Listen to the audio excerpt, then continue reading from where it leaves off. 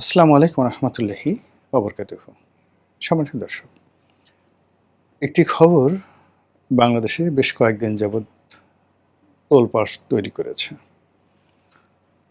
আমরা এখানে বসে সেই খবরটি যতটা না গুরুত্ব অনুধাবন করতে পারছি, তার চাইতে এই খবরটি নিয়ে পশ্চিমা দুনিয়া, আমেরিকা এবং ভারত মারাত্মকভাবে প্রতিক্রিয়া দেখাচ্ছে। সেই প্রতিক্রিয়াটা হলো যে বাংলাদেশ ক্রমশ সন্ত্রাসবাদের দিকে এগিয়ে যাচ্ছে। ইসলামী মিলিট্যান্ট বলতে যা বোঝায়, ইসলামী জঙ্গিবাদ বলতে যা বোঝায়, ঠিক সেই জঙ্গিবাদের যে নেট, জাল, সেই জালের মধ্যে পড়ে গেছে। এবং এখন যে জিনিসটি বলা হচ্ছে যে বাংলাদেশ থেকে বেকার, তারপর ধর্মভীরু, ক্ষেত্রবিশেষে উগ্র, এরকম তরুণ এবং যুবকদেরকে বিভিন্ন সংগঠন তারা রিক্রুট করছে। রিক্রুট করে বিভিন্ন চাকরি দেওয়ার নাম করে দেশের বাইরে নিয়ে যাচ্ছে। কখনো তাদেরকে বলতে গেলে বিক্রি করে দেওয়া হচ্ছে রাশিয়ার কাছে, এবং রাশিয়ার পক্ষ হয়ে এখন হাজার হাজার বাংলাদেশি যুবক এই মুহূর্তে ইউক্রেনে যুদ্ধ করছে। তাদের যে হৃদয় বিদারক কিছু ভিডিও, কান্নার দৃশ্য, সেই জিনিসগুলো আপনি না দেখলে বুঝতে পারবেন না। আর এক পক্ষ বলার চেষ্টা করছে যে এরা বাংলাদেশ থেকে রিক্রুট হয়ে আফগানিস্তান হয়ে ইরান চলে যাচ্ছে।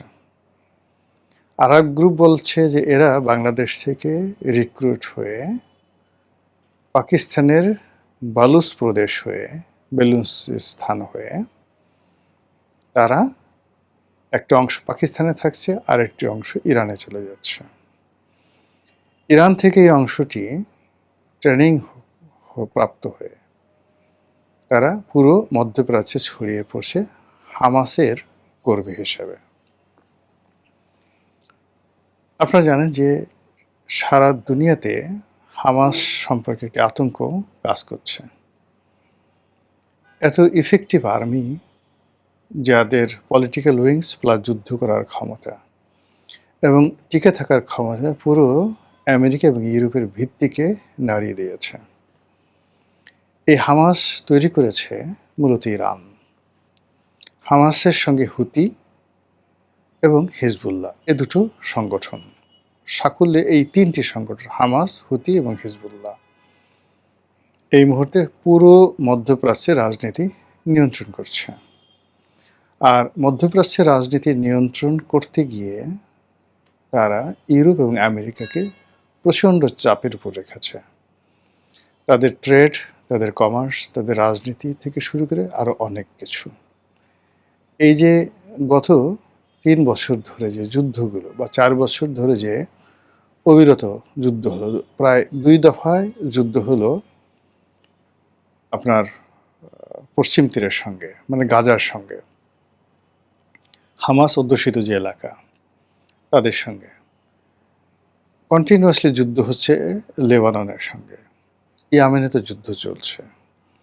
সেখানে দুর্ভিক্ষ থেকে শুরু করে আরও অমানবিক অনেক ঘটনার পরেও এই যুদ্ধগুলো চলছে।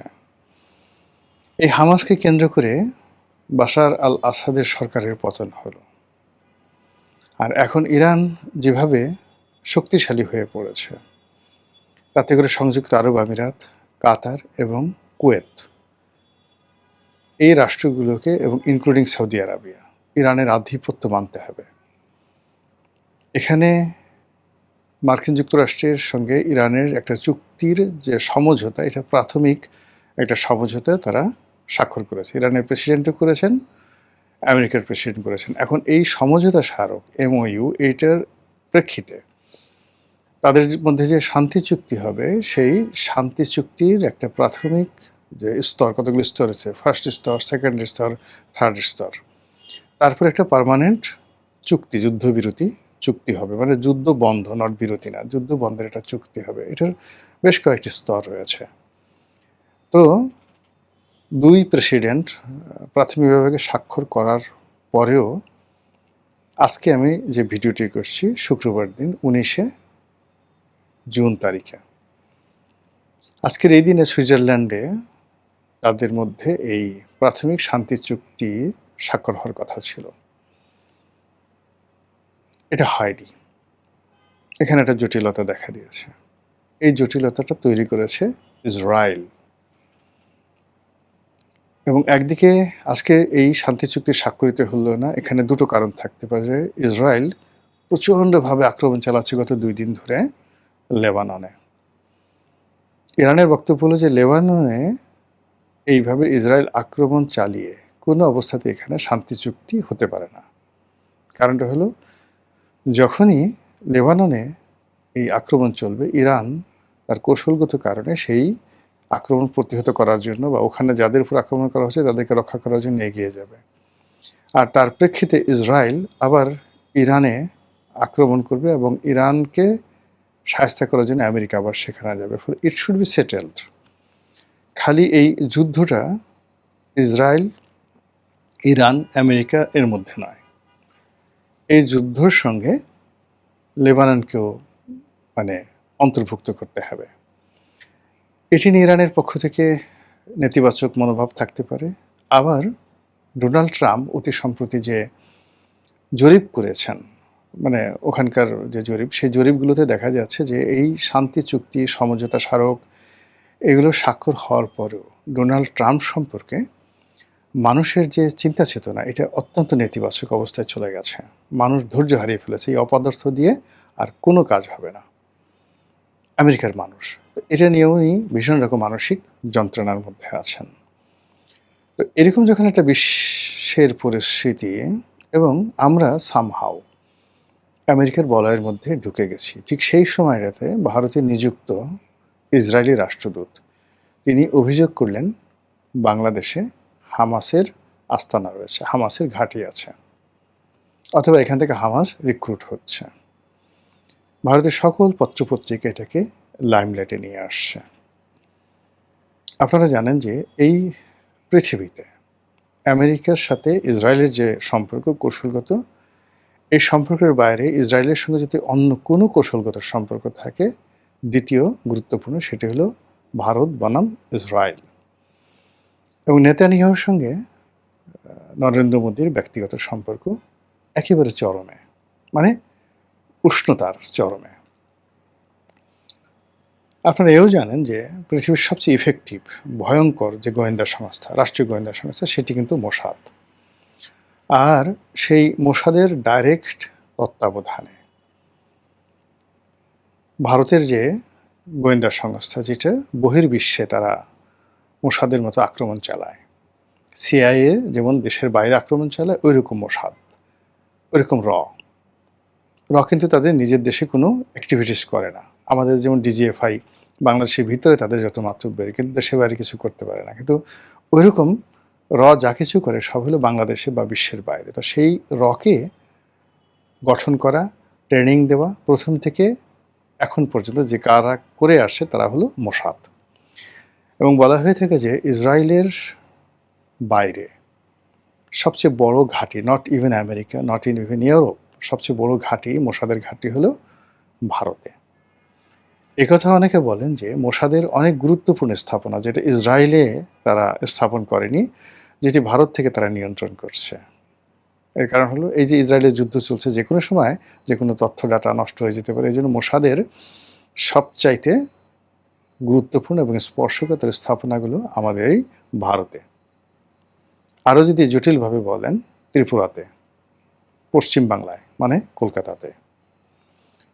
তো সেই মোসাদ এখন বাংলাদেশের বিরুদ্ধে কথা বলছে। সে কি ভারতের পক্ষে কথা বলছে নাকি সে আমেরিকার পক্ষে কথা বলছে? বাংলাদেশে যদি হামাস পয়দা হয় বা তৈরি হয়, তাতে এখানে এত দূর থেকে মোসাদের কি করার আছে?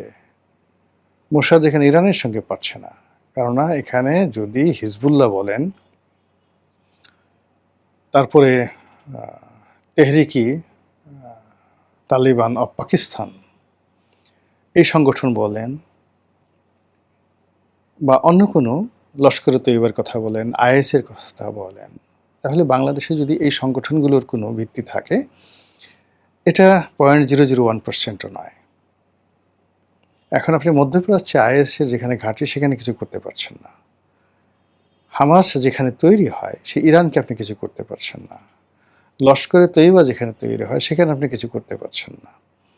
আপনি তালেবানের সঙ্গে কিছু করতে পারছেন না, কিন্তু এখন বাংলাদেশকে আপনি অক্টোপাসের মতো আঁকড়ে ধরছেন। এই গেল একটা।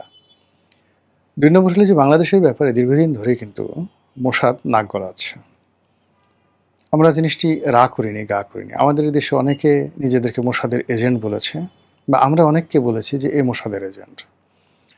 তো সেই মোসাদের এজেন্টের সঙ্গে বড় বড় মানুষের দেখা সাক্ষাৎ হয়েছে ইতিপূর্বে, ছোট ছোট মানুষদেরও দেখা সাক্ষাৎ হয়েছে।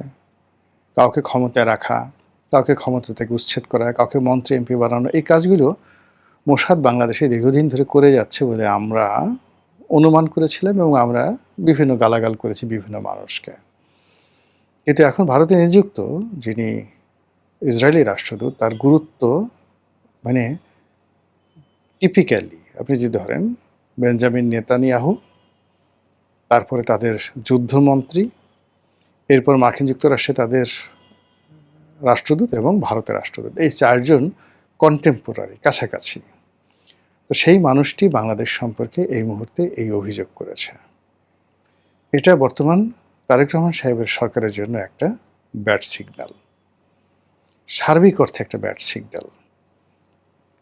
সরকার যদি স্মরণ করে যে 2001 সন থেকে 2006 সনে এই বাংলাদেশে কি হয়েছিল, এবং তখন সরকারের উপর কিভাবে দক্ষিণ পন্থার যে রাজনৈতিক দলগুলো, উগ্রপন্থার যে সংগঠনগুলো, গোপন যে সংস্থাগুলো বা সংগঠনগুলো কিভাবে সরকারকে অক্টোপাসের মতো চেপে ধরেছিল, সেই সম্ভাবনা, সেই অক্টোপাসের সম্ভাবনা, সরকারকে চেপে ধরার যে প্রক্রিয়া, এটি বর্তমান জমানাতে এসে more than 100 times dangerous for the government.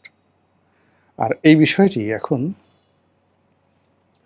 Mossad বলছে, এই বিষয়টি এখন ইসরায়েলের মুখ দিয়ে বেরোচ্ছে। শুধু তাই নয়, কিছুদিন আগে স্বয়ং পাকিস্তান থেকে পাকিস্তানের যে প্রতিরক্ষামন্ত্রী, পররাষ্ট্রমন্ত্রী, তারাও বাংলাদেশে জঙ্গিবাদ তৈরি হচ্ছে এবং এই জঙ্গিরা এখানে ট্রেন আপ হয়ে পাকিস্তানে গিয়ে তারা অপকর্ম চালাচ্ছে, এই ধরনের কথা বাংলাদেশে এসে তারা বলে গেছেন। তো কাজেই যত সহজে সময় পার করছি আমরা, বা যেভাবে আমরা চোখ বুজে প্রলয় বন্ধ করার চেষ্টা করছি, প্রলয় ভুলে থাকার চেষ্টা করছি, পরিস্থিতি আসলে সেই দিকে নয়। মহান আল্লাহ আমাদের সবাইকে হেদায়েত দান করুন এবং হেফাজত করুন। আসসালামু আলাইকুম ওয়া রাহমাতুল্লাহি ওয়া বারাকাতুহু।